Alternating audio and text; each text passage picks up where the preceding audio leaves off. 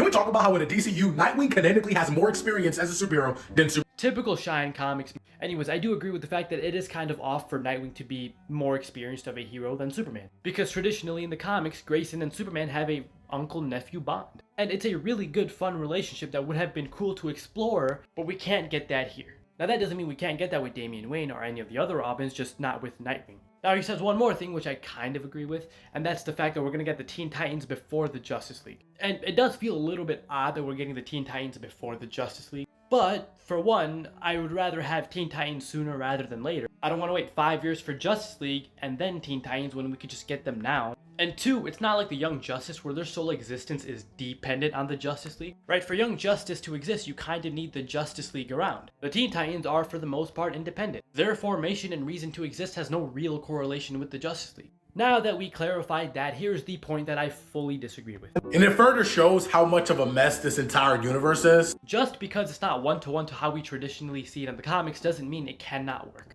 Based on his character in the comics, Tom Holland's Spider-Man should have been Team Cap. But for the sake of the story and the MCU structure being different than how it is in the comics, this makes more sense. Hank Pym, similar to Kyle Chandler as Green Lantern, is just an old man. Though in the comics, they're usually the mainline versions of the characters. Even in the context of these movies, Nightwing being a little bit too old or too young doesn't really make a huge difference.